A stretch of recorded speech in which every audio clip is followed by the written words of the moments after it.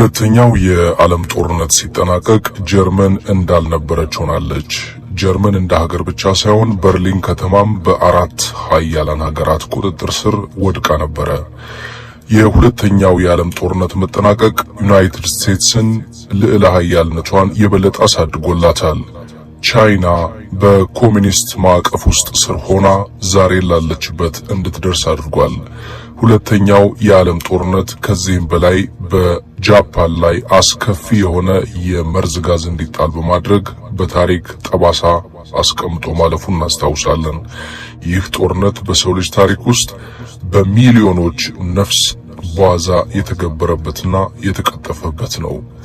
ለመሆኑ ሁለተኛው የዓለም ጦርነት በእርግጥስ ጀርመን ፖላንድን በመውረሯ ብቻ የተከሰተ ነውን?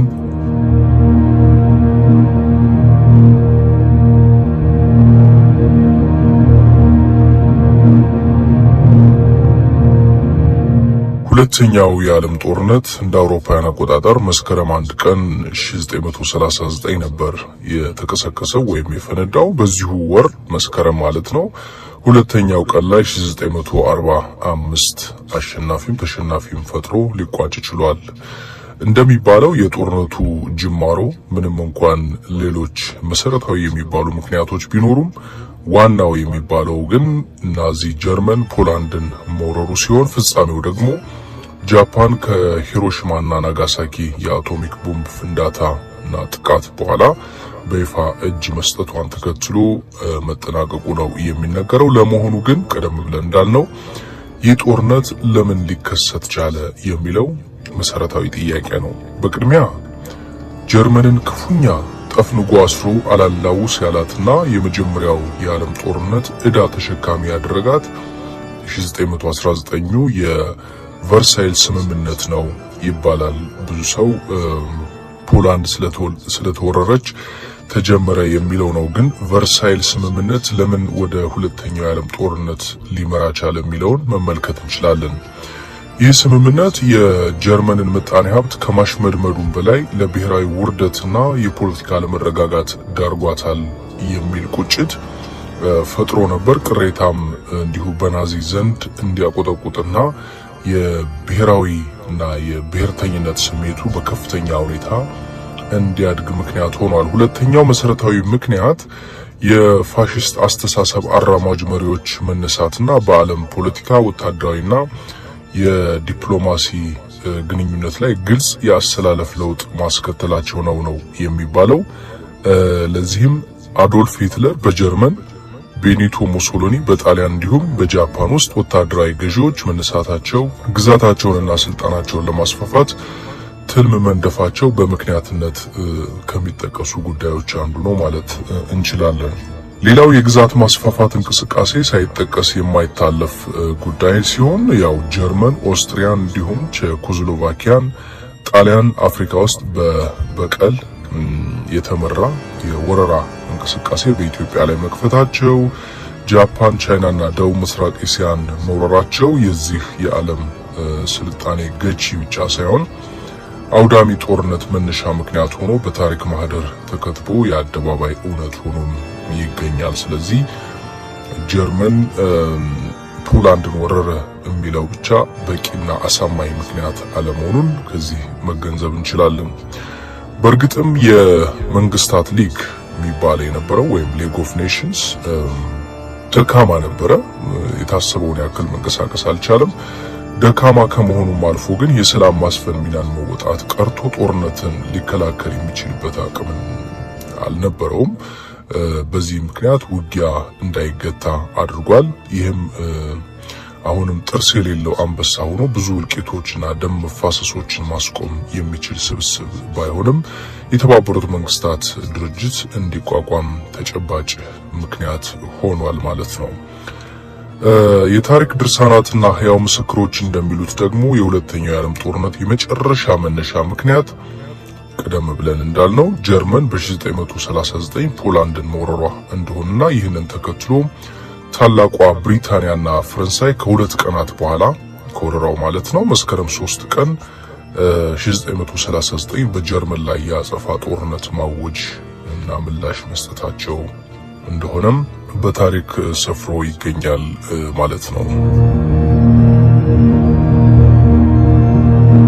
ሁለተኛው የዓለም ጦርነት በሰው ልጅ ታሪክ ውስጥ የሚሊዮኖች ነፍስ በዋዛ የተገበረበት በአውዳሚነቱ ተስተካካይ የሌለው በምድር ላይ የኖረ የሰው ልጅ ከረሃብ ጠኔና ከወረርሽኝ ቀጥሎ አያሌ የመቀጠፍ አደጋና የእርስ በርስ ጦርነት የተጋረጠበት ነው።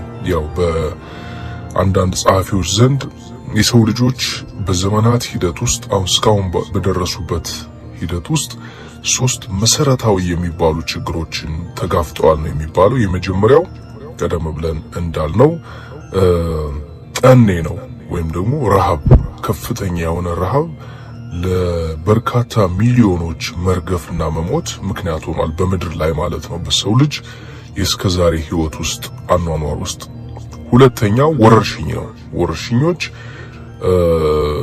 ከይሄ የስፓኒሽ ፍሉ ከሚባለው በፊትም ከዛ በኋላም የተለያዩ ወረርሽኞች ተከስተዋል በሰው ልጅ ህይወት ላይ አደጋ የጋረጡ። ኤችአይቪን መጥቀስ እንችላለን፣ ኢቦላን መጥቀስ እንችላለን፣ ኮሮናን መጥቀስ እንችላለን። እንዲና ረሃብ፣ ጠኔ፣ ከዛ እንደገና ደግሞ ወረርሽኞች፣ መድኃኒት ክትባት አልባ የሆኑ ወረርሽኞች፣ ከዛ መጨረሻ ላይ ደግሞ ጦርነት በሰው ልጆች አኗኗር ሂደት ውስጥ እስከዛሬ ከደረሱ ከፍተኛ ሞት ካስከተሉ መሰረታዊ 3 ችግሮች እነዚህ 3ቱ ናቸው ማለት ነውና ይሄ ሁለተኛው የዓለም ጦርነትም እንግዲህ ከ30 በላይ ሀገራት መሳተፋቸው ነው የሚገለጸውና የእርስ በርስ ጦርነት ያስባለውም አንዱ ምክንያት ይሄ ነው። በሰው ልጆች መካከል አፍተር ኦል ሀገራት ቢኖሩም በሀገራት መካከል ድንበር ቢኖርም በሀገራት መካከል የቋንቋ የባህል ልዩነት ቢኖርም ሰዎች ናቸው። ስለዚህ ለዚህም ነው በሰዎች ዘንድ ከፍተኛ ውድመት ያደረሰ ስለሆነ በሰው ልጆች ላይ የደረሰ የእርስ በርስ ጦርነት፣ ግጭት፣ እልቂት ተብሎ የሚጠቀሰው። ከዚሁ ጋር ተያይዞ ብዙ ጉዳት እንዲሁም ብርቱ ጉዳት ያደረሰው ይህ ጦርነት የስልጣኔ ጮራ ወገግ ያለባቸው ታላላቅ ከተሞችን አውድሞ ወደ ፍርስራሽነትና አመድነት ቀይሯል። በተለይ በጀርመን የተሰራው ቪቱ የተባለው ዘመናዊ የዘመኑ አውዳሚ የሆነ ቦሊስቲክ ሚሳኤል ካፈረሳቸው ከተሞች አንዱ ለንደን ትገኝበታለች። እስከ ሩቅ ምስራቋ ጃፓን ቶኪዮ፣ ከሃምቡርግ እስከ በርሊን ብሎም የኮሎን ካቴድራል ስልጣኔዎችን ወደ አደጋ እንዲጋፈጡ አድርጓቸው እንደነበረም በታሪክ ተመዝግቧል ማለት ነው። ሌላው በጦርነቱ ከልማዳዊው የፈረስ ተዋጊዎች እስከ ቦሊስቲክ ሚሳኤል፣ ከባህር የጦር መርከቦች እስከ ውድና ዘመናዊ ሰርጓጅ መርከቦች፣ አለፍ ሲልም ጃፓን ላይ ለመጀመሪያ ጊዜ እስከተሞከሩት የኒውክሌር የመርዝ አረር ቦምቦች ጥቅም ላይ የዋለበት መሆኑ የአደጋውን አስከፊነት ያሳያሉ። በሁለተኛው የዓለም ጦርነት በሚሊዮን የሚቆጠሩ ተዋጊዎች ንጹሃን ሰዎች ሲያልቁ አካላቸው ጎድሎ የተረፉትም የትየለሌ ናቸው ማለት ይቻላል። ከህፃናትና ከዋይዋይታቸው ስቃያቸው ህልፈት የተረፉ ደግሞ ትንንሽ ልጆች ወላጆቻቸው ተነጥቀው ያላሳዳጊ ተበትነው መቅረታቸው ግድ የሆነበት ዘመን እንደነበረም እናስታውሳለን ማለት ነው። በዚህ ጦርነት የእሳት ወላፈኑ ሳይገርፈው የቀረ የምድር ዳርቻ የለም ነው የሚባለው። በበረዶ ግግር የተሸፈነው አንታርክቲካ ሳይቀር ደረጃውና መጠኑ ቢለያይም ልዩ ልዩ ወታደራዊ እንቅስቃሴዎችን ለማስተናገድ መገደዱ በታሪክ ተመዝግቦ ይገኛል። ያው ይህ ሁለተኛ የዓለም ጦርነት ዓለምን ሁሉ ነገሯን ቀይሯል ነው የሚባለው። በአውሮፓ ውስጥ እጅግ መሰረታዊ የሚባል የፖለቲካ አስተሳሰብ ለውጥ እንዲከሰት ምክንያት ሆኗል። ፋሺዝምና የናዚ አስተሳሰቦች እንዲንኮታኮቱና እንዲያከትሙ አድርጓል። ምንም እንኳን አሁን ብቅ እያሉ ቢሆኑም ዩናይትድ ስቴትስ መግቢያችን ላይ እንዳልነው የምድራችን ልዕለ ኃያል ሀገር ሆና እንድትወጣ አድርጓታል። ቻይና ዛሬ ድረስ በኮሚኒስት ፓርቲ የምትመራ የሶቪየት አስተሳሰብ ወራሽ ሆነችው ከዚህ ጦርነት መጠናቀቅ ማግስት ጀምሮ ነው የሚባለው። ለዚህም ነው ዛሬ ላይ ቻይናና ራሽያ የጠበቀ ግንኙነት ያላቸው። የኮሪያ ምድርም ያው እንደምናውቀው ለሁለት ተሰንጥቋል። የተሰነጠቀውና የተከፈለው በዚህ ጦርነት ምክንያት ነው እንጂ ኮሪያ አንድ ህዝብ አንድ ሀገር እንደነበር እናስታውሳለን። ዛሬ ሰሜንና ደቡብ ተብሎ ያለውን ፍጥጫ ምናውቀው ነው። ዛሬም ድረስ እነዚህ አንድ ህዝቦች በሁለት ተቃራኒ አስተሳሰብ ተከፋፍለውና ተነጣጥለው የሚኖሩት በዚሁ ጦርነት ባስከተለው ጉዳት ምክንያት ነው። የምድራችንን ቀዳሚ የህዝብ ቁጥር የተሸከመችው ህንድ ከዚያም አስቀድሞ ፓኪስታን ከእንግሊዝ የቅኝ አገዛዝ ቀንበር ነፃነታቸውን እንዲቀዳጁም ምክንያት ሆኗል ማለት ነው። ሁለተኛው የዓለም ጦርነት እነዚህን ጉዳዮች ሁሉ ያስከተለ ነው።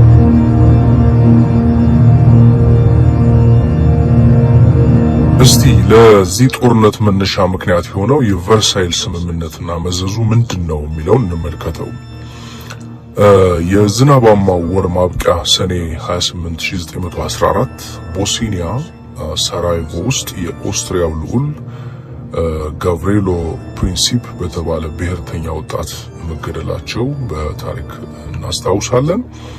ይህ ክስተት የመጀመሪያውን የዓለም ጦርነት ቀስቅሶ ኦስትሮ ሃንጋሪና የኦቶማን አጼያዊ ስርዓቶች ወይም ኤምፓየሮች እስከ ወዲያኛው እንዲንኮታኮቱ አድርጓል። እነዚህን ሀያላን መንግስታትና ግዛቶች ያፈራረሰው የአንደኛው የዓለም ጦርነት በ1919 ከተጠናቀቀ በኋላ ይሆናል ተብሎ ያልተጠበቀ አደገኛ ውጤት የሚያስከትለ የሰላም ስምምነት ተፈርሟል። ስምምነቱም የቨርሳይልስ ስምምነት በመባል ነው የሚታወቀውና ይህ ስምምነት ጨካኝ ግዴታዎችን እጅግ በጣም ጨካኝ ግዴታዎችን በጀርመን ላይ የፈቀደ በመሆኑ በኋላ ላይ ሲመለከቱት በርካቶች ለጸጸት ተዳርገውበታል ነው የሚባለው። ምክንያቱም ስምምነቱ በጀርመን ላይ ያሳደረው ተጽዕኖ ሁለተኛው የዓለም ጦርነት እንዲቀሰቀስ በቂ ምክንያት ሆኗል። ለሂትለር መነሳትና ለሁለተኛው የዓለም ጦርነት መፈንዳትም ይህ ስምምነት ዋነኛ ምክንያት ነው የሚል መከራከሪያ ይዘው የመጡ የታሪክ ተመራማሪዎች አሉ ማለት ነው። እና በአንደኛው የዓለም ጦርነት ተሸናፊዎች ላይ ከባድ ገደቦችን የጣለው ይህ የሰላም ስምምነት ውል ከፈረሙት መካከል አንዷ ጀርመን ነበረች።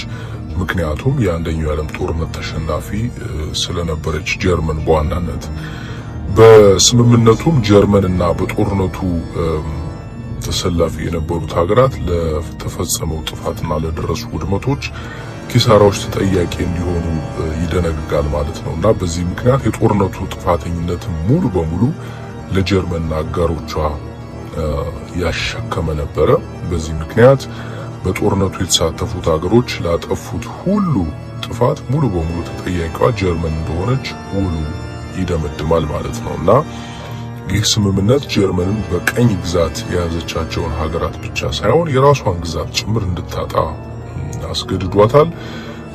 ከዚህ ባሻገርም ጀርመን ያለምንም የከባድ የጦር መሳሪያና የአየር ኃይል ወታደራዊ ኃይሏም በ1000 ወታደሮች ብቻ እንዲገደብ የውል ግዴታን እየጣልና ፍጹም በጀርመኖች ላይ አስከፊ የሆነ ጉዳት ያደረሰ ስምምነት ነበር። ይህ የቨርሳይል ስምምነት ጀርመኖችን በፍጹም ሊያንቀሳቀሳቸው ሊያላውሳቸው አልቻለም። ውጤቱ ውሎ አድሮ አደገኛ ድቀት፣ በተለይ የኢኮኖሚ ውድቀት ያስከተለም ሆኖ ነው የተከሰተው ማለት ነው። በዚህ ምክንያት የጦርነቱ አሸናፊዎች ጦርነት ላስከተለው ሁሉን አቀፍ ኪሳራ ጀርመን ካሳ በገንዘብ መክፈል አለባት የሚል ውሳኔ ላይ ይደርሳሉ። ይህንን ስምምነት የፈረመችው ጀርመንም በጦርነቱ ለተጎዱ ሀገራት 33 ቢሊዮን ዶላር ቅጣት እንድትከፍል ብርቱ ውሳኔ ተላልፎባት ነበር ማለት ነው። በወቅቱ ምንም አማራጭ ያልነበራት ጀርመን ታዲያ ይህንን የቅጣት ገንዘብ መክፈል ጀምራለች። የመጀመሪያው የተባለውን ክፍያም በ1921 ለጦርነቱ አሸናፊዎች ማስረከቧ ተሰንዷል።